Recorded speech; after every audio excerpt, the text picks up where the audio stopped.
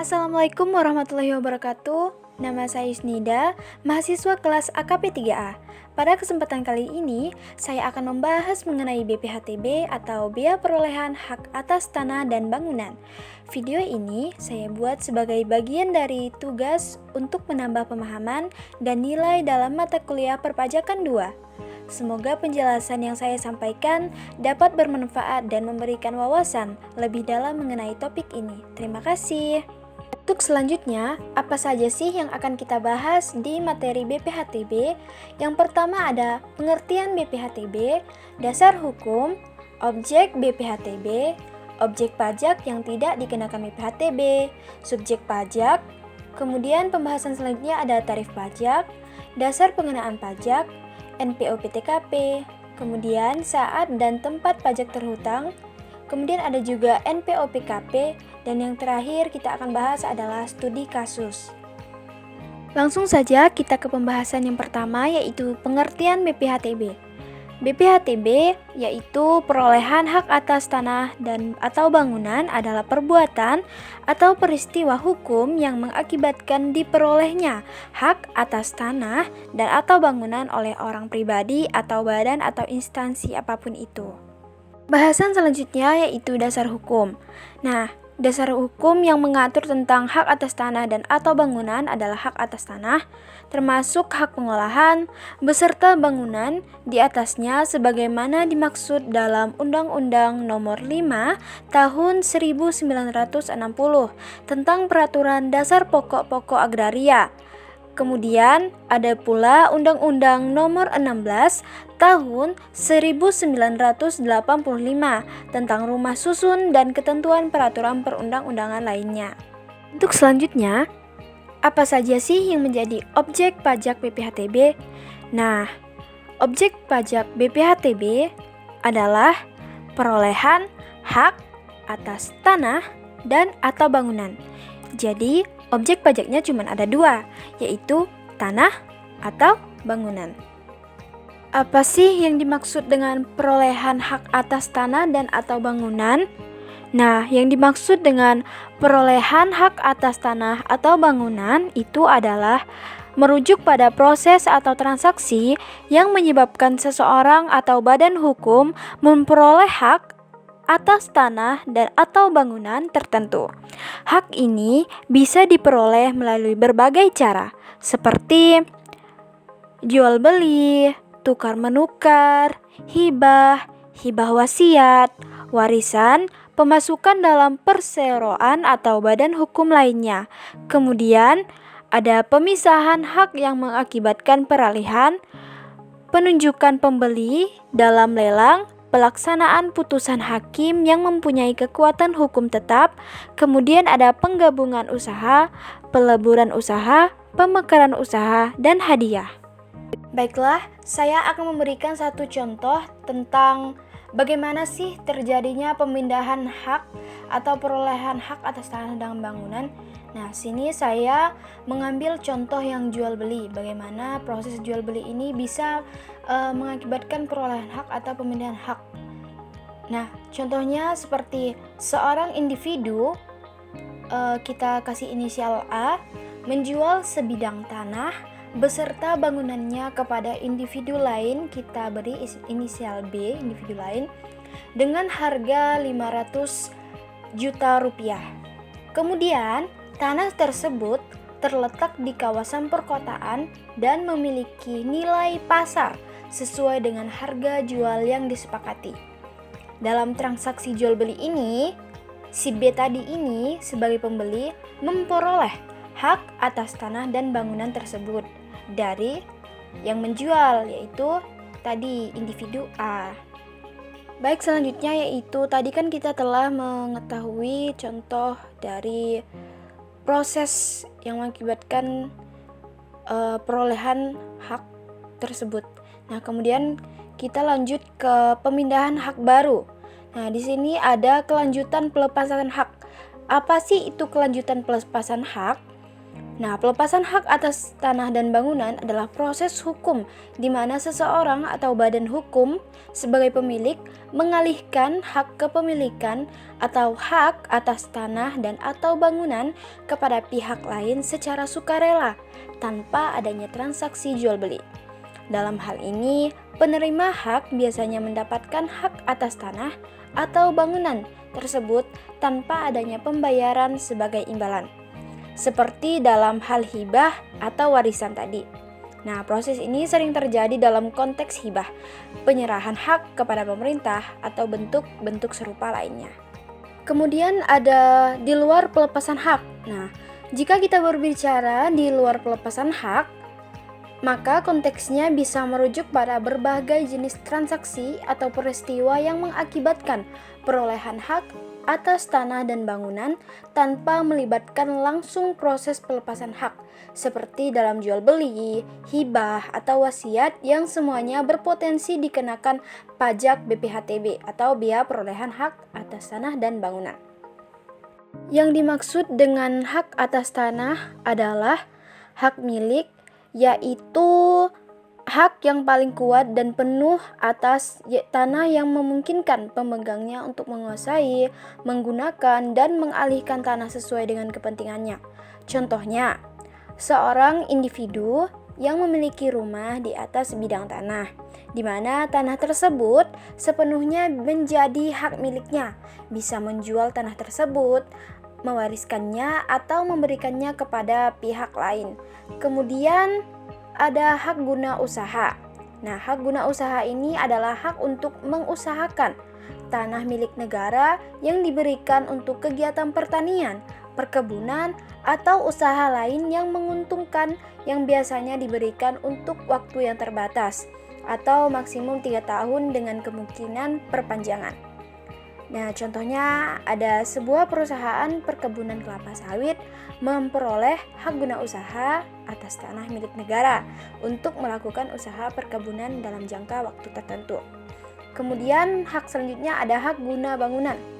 Nah, hak guna bangunan adalah hak untuk mendirikan dan memiliki bangunan di atas tanah yang bukan miliknya, baik tanah milik negara maupun tanah yang dimiliki oleh pihak lain, individu atau badan hukum, dengan jangka waktu tertentu maksimum 30 tahun dan bisa diperpanjang hingga 20 tahun.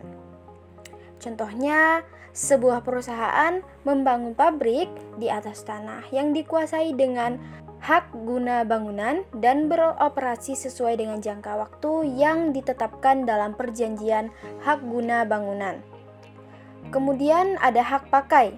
Nah, hak pakai adalah hak untuk menggunakan tanah milik negara atau tanah yang dimiliki oleh pihak lain dalam jangka waktu tertentu untuk tujuan tertentu, seperti untuk tempat tinggal atau kegiatan lainnya yang disetujui. Contohnya, seorang individu diberi hak pakai atas tanah milik negara untuk mendirikan rumah tinggal atau untuk tempat tinggal sementara. Selanjutnya ada hak milik atas satuan rumah susun. Apa itu? Adalah hak milik atas unit atau satuan rumah yang terletak dalam satu bangunan rumah susun atau apartemen yang merupakan bagian dari tanah bersama. Contohnya, seorang pembeli apartemen di sebuah gedung perkantoran atau kondominium memiliki hak milik atas satuan rumah susun atas unit apartemen yang dibelinya. Nah, sementara area bersama seperti koridor dan taman dikelola oleh asosiasi penghuni. Selanjutnya ada hak pengelolaan. Hak pengelolaan adalah hak untuk mengelola tanah milik negara yang diberikan oleh pemerintah kepada badan hukum negara atau badan hukum lainnya untuk mengelola tanah dalam jangka waktu tertentu. Contohnya di sini ada pemerintah daerah memperoleh hak pengelolaan untuk mengelola tanah negara yang digunakan untuk pembangunan fasilitas umum seperti jalan raya ataupun pasar. Kita ke pembahasan selanjutnya, yaitu objek pajak yang tidak dikenakan BPHTB. Nah, yang pertama, objek pajak yang tidak dikenakan BPHTB adalah perwakilan diplomatik, konsulat berdasarkan asas perlakuan timbal balik. Nah, contohnya ini ada kantor kedutaan besar atau konsulat jenderal. Kemudian ada pun negara untuk penyelenggaraan pemerintahan dan atau untuk pelaksanaan pembangunan guna kepentingan umum. Di sini contohnya yaitu pemerintah membangun rumah sakit, kemudian sekolah, intinya untuk kesejahteraan masyarakat. Yang ketiga ada badan atau perwakilan organisasi internasional yang ditetapkan dengan keputusan menteri dengan syarat tidak menjalankan usaha atau melakukan kegiatan lain di luar fungsi dan tugas badan atau perwakilan organisasi tersebut. Nah, contohnya di sini ada Organisasi Perserikatan Bangsa-Bangsa atau PBB, kemudian Organisasi Kesehatan Dunia, biasa kita tahu dengan WHO, kemudian UNICEF, Dana Anak-anak PBB, kemudian ada Bank Dunia atau World Bank. Yang keempat ada orang pribadi atau badan karena konferensi hak atau karena perbuatan hukum lain dengan tidak adanya perubahan nama. Merujuk pada situasi di mana terjadi peralihan atau perubahan status hukum atas hak-hak yang dimiliki oleh individu atau entitas atau badan hukum, namun tanpa mengganti nama yang terdaftar atau identitas hukum yang ada. Dan terakhir ada orang pribadi atau badan karena wakaf dan orang pribadi atau badan yang digunakan untuk kepentingan ibadah. Maksudnya di sini adalah wakaf adalah tindakan hukum seseorang atau badan hukum yang menyisihkan sebagian harta benda mereka untuk kepentingan umum atau kepentingan agama dengan tujuan untuk mendekatkan diri kepada Tuhan dan memberikan manfaat bagi masyarakat secara luas. Harta yang diwakafkan disebut harta wakaf, dan harta tersebut akan digunakan sesuai dengan tujuan yang telah ditentukan oleh pewakaf atau orang yang mewakafkan. Baiklah, kita ke pembahasan yang selanjutnya. Pembahasan selanjutnya ini mengenai tentang subjek pajak BPHTB. Nah, apa saja sih yang termasuk ke dalam subjek pajak BPHTB? Yang menjadi subjek pajak adalah orang pribadi atau badan yang memperoleh hak atas tanah dan atau bangunan. Sama seperti objek pajak tadi, cuma ada dua. Nah, objek pajak tadi kan cuma tanah dan bangunan. Kemudian di sini subjek pajaknya cuma ada dua, yaitu orang pribadi atau badan yang memperoleh hak atas tanah dan atau bangunan. Pembahasan yang selanjutnya ada tarif pajak. Nah, tarif pajak ini biasanya berbeda-beda ya di setiap daerahnya ya. Tapi di sini tarif umumnya itu sama. Nah, tarif pajak ini ditetapkan sebesar 5% untuk tarif umumnya. Baik, kita ke pembahasan selanjutnya mengenai tentang dasar pengenaan pajak. Nah, apa saja sih yang menjadi dasar-dasar pengenaan pajak BPHTB? Atau biasa kita sering disebut dengan NPOP. Nah, di sini yang pertama ada jual beli. Nah, di sini jual beli adalah harga transaksi. Kemudian tukar menukar adalah nilai pasar. Hibah adalah nilai pasar. Hibah wasiat adalah nilai pasar. Waris adalah nilai pasar, pemasukan dalam perseroan atau badan hukum lainnya adalah nilai pasar, pemisahan hak yang mengakibatkan peralihan adalah nilai pasar, peralihan hak karena pelaksanaan putusan hakim yang mempunyai kekuatan hukum tetap adalah nilai pasar. Kemudian ada pula pemberian hak baru atas tanah sebagai kelanjutan dari pelepasan hak adalah nilai pasar juga. Kemudian ada pula pemberian hak baru atas tanah di luar pelepasan hak adalah nilai pasar. Kemudian penggabungan usaha adalah nilai pasar, peleburan usaha adalah nilai pasar, pemekaran usaha adalah nilai pasar. Kemudian ini ada hadiah juga termasuk ke nilai pasar. Kemudian penunjukan pembeli dalam lelang adalah harga transaksi yang tercantum dalam risalah lelang. Pembahasan yang selanjutnya itu tentang saat dan tempat pajak terhutang BPHTB. Nah, saat terhutang pajak atas perolehan hak atas tanah dan atau bangunan untuk jual beli adalah sejak tanggal dibuat dan ditandatanganinya akta. akta jual beli ya. Kemudian tukar menukar adalah sejak tanggal dibuat dan ditandatanganinya akta tukar menukar. Kemudian adapun hibah adalah sejak tanggal dibuat dan ditandatanganinya akta juga sama. Kemudian warisan adalah sejak tanggal yang bersangkutan mendaftarkan peralihan haknya ke kantor pertanahan. Selanjutnya, pemasukan dalam perseroan atau badan hukum lainnya adalah sejak tanggal dibuat dan ditandatanganinya akta. Kemudian ada pemisahan hak yang mengakibatkan peralihan adalah sejak tanggal dibuat dan ditandatanganinya akta. Kemudian yang terakhir ada lelang sejak tanggal penunjukan pemenang lelang. Selanjutnya ada nilai perolehan objek pajak tidak kena pajak atau NPOP-TKP.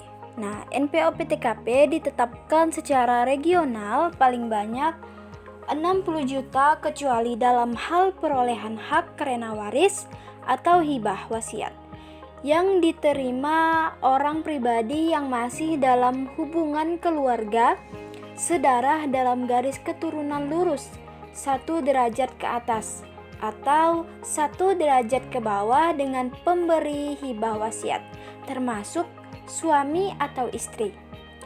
NPOP-TKP ditetapkan secara regional paling banyak 300 juta rupiah.